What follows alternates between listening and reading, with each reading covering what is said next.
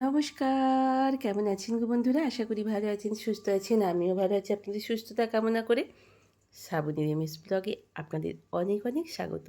দেশ বিদেশ যে যেখান থেকে দেখছেন আমার ইউটিউব পরিবারের সকল বন্ধুদের জানাই অনেক অনেক ভালোবাসা, শুভেচ্ছা এবং অনেক অনেক ছোট হলে আদর।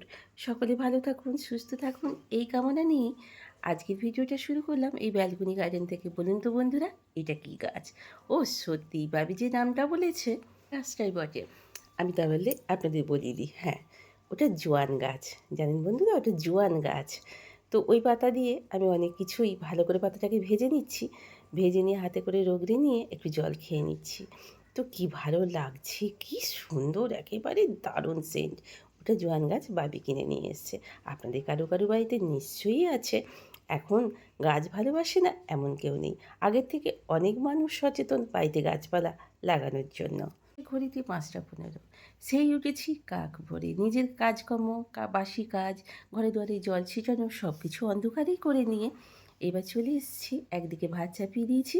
অলরেডি আলুর তরকারিটা, সাদা আলুর চচ্চড়িটা করা হয়ে গেছে। এবার মাখছি ময়দা, টিফিন হবে বলে।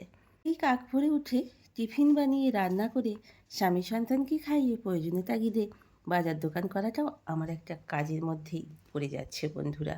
কারণ বলুন তো, সকলেই চলে যাচ্ছে নিজেদের নিজেদের কাজে।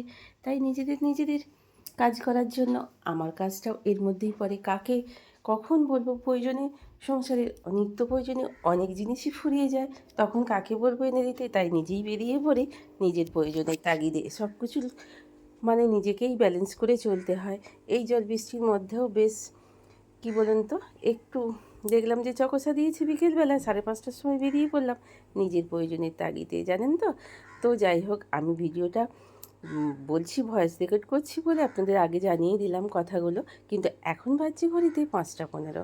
এদিকে লুচি হচ্ছে, ওদিকে ভাত হচ্ছে, আলুর তরকারিটা হয়ে গেছে। সাদা ওই ছেলেটাকে মেয়েটাকে টিফিন দিতে হয়, জানেন তো। আজকের লাঞ্চের মেনু হিসেবে বাচ্চুবাবুকে করে দেব কী বলুন তো বন্ধুরা, একটা ডিম ভাজা করে দেব আর কুমড়োর তরকারি। কুমড়োটাকে আমি আগে থেকে বেশ ভালো করে আদা রসুনের পেস্ট, হলুদ, নুন, মিষ্টি সকল কিছু দিয়ে শুকনো খোলায় ভালো করে সুন্দর করে করে রেখে দিয়েছি। এইবার কড়াইতে তেল দিয়ে দিয়েছি। তেল দিয়ে সর্ষের তেল হলে ভালো হতো, কিন্তু সর্ষের তেলটা কাটা হয়নি সকালবেলা, জানেন তো, এতটাই ব্যস্ত। তো যাই হোক, বড়ি ভাজা দিয়ে আজকে কুমড়োটাকে করব। ওই যে কুমড়ো আলু বড়ির তরকারি। একটু দিয়ে দিলাম কালো জিরে ফোড়ন, একটু দিয়ে দিলাম তেজপাতা। এইবার তরকারিটাকে করে রেখেছি অলরেডি। এইবার এটাকে সাঁতলে দেব এবং দিয়ে দেব ভাজা বড়িগুলো। বেশ ভালো লাগে, কি বলুন বন্ধুরা, আলু কুমড়ো আর বড়ির তরকারি একটা। কিন্তু নিরামিষ এটা বলবো না, যেহেতু আমি আদা রসুনের একটু পেস্ট দিয়েছি। ওই যে আপনাদের বলেছি না, আদা রসুনের পেস্টটা আমি অলরেডি 1 সপ্তাহের জন্য করে রাখি বন্ধুরা। এত সকালে এত কিছু একা হাতে, আমার তো কোনো হেল্পিং হ্যান্ড আর নেই, তাই না বন্ধুরা। আজ বৃহস্পতিবার, মোটামুটি ছেলেটা এবং বাচ্চুবাবু খেয়ে অফিস চলে গেল। বাবি বেরোবে একটু পরে। তো বাবি উঠে পড়েছে। বাবি নিজের ঘরে নিজের পড়াশোনা নিয়ে আছে, একটু কাজকর্ম নিয়েও আছে। তো যাই হোক, আমি এবার এসে পড়েছি। কালকে পরিষ্কার পরিচ্ছন্ন করে রেখে দিয়েছিলাম রান্নাঘরটাকে, মুছে রেখে। আপনারা বলবেন যেগুলো সাদা হয়ে আছে। হ্যাঁ বন্ধুরা, আসলে এদের ঘরে জলসব করে, আর এবং ভাড়াটে ঘর তো এটা, একের পর এক ভাড়াটে এসেই যাচ্ছি। যারা যেমন রেখেছে সেরকমভাবেই ঘরটা আছে। তো আমি চেষ্টা করি আমার মতো করে পরিষ্কার পরিচ্ছন্ন করে থাকার, কারণ যেহেতু আমি নিজেই থাকি এই বাড়িটায়। কী বলুন বন্ধুরা। দেখ ভাবি কী কাজ করছে, ওই দেখুন ঘরেও পড়াশোনা শেষ হয়ে গেছে। এবার ছেলেটার জন্য জামা প্যান্টগুলো ইস্ত্রি করে রেখে দিচ্ছে। আজকের ব্রেকফাস্টে ওই যে আপনাদের দেখিয়ে দিলাম, একটু লুচি, একটু বোঁদে, আর একটু কি সাদা আলুর তরকারি। তো চলুন টিফিনটাকে সাজিয়ে দিই। বাবি যদি খেয়ে যায়, আর বাবি না খেয়ে গেলে তো রেখে দেবো। এগুলো রাত্রে কেউ একজন খেয়ে নেবে, কারণ এত সকালে আমি লুচি টুচি তেমন একটা খাই না।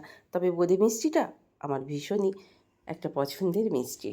কিন্তু যেসব বন্ধুরা আমার সাথে আছেন, পাশে আছেন, আপনাদের অসংখ্য অসংখ্য ভালোবাসা, ঢের সারি ভালোবাসা। সকলে খুব খুব খুব ভালো থাকবে বন্ধুরা। আবারও বলছি, মনে হয় না এই চ্যানেলটা চালাতে পারবো। 4 বছর ধরে এই চ্যানেলে কাজ করছি। তো তার মধ্যে আমি অবশ্য 2 বছর 7-8 মাস মতো আমি চ্যানেলটা গ্রো করতে পারিনি নিজের অসুস্থতার জন্য। মনে হচ্ছে বন্ধ করে দিতে হবে।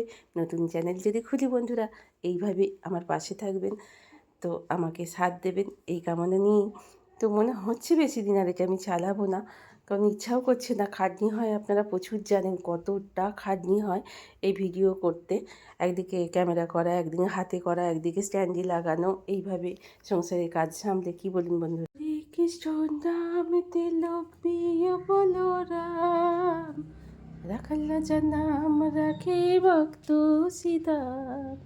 হরে কৃষ্ণ নাম দিল প্রিয় বলরাম, রাখাল রাজা রাম রাখে। যে বললাম না, কাকভোর থেকে উঠে টিফিন তৈরি করে ভাত টাত সব রান্না বান্না করে স্বামী সন্তানদের খাইয়ে আবার বাইরের কাজটাও প্রয়োজনের তাগিদে বাজার দোকান করাটাও আমার একটা কাজের মধ্যে পড়ে। এখন বাজছে বিকেল 5টা 15।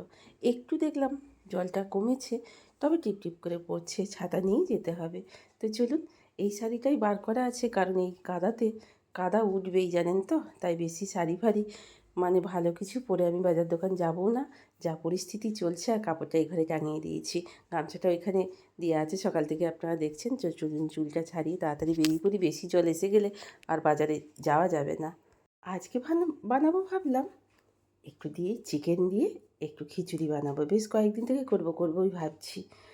তো আর চিকেন কষা করব। তো আগেই বললাম মুখে, আবার দেখিয়ে দিলাম। দেখুন কি করব বলুন তো, ঘরে আলনা থেকেও যদি ঘরে রাখার জায়গা না থাকে, টাঙাবার জায়গা না থাকে, তো এরমভাবেই সংসারটাকে চালিয়ে নিয়ে যেতে হবে। কি বলুন বন্ধুরা?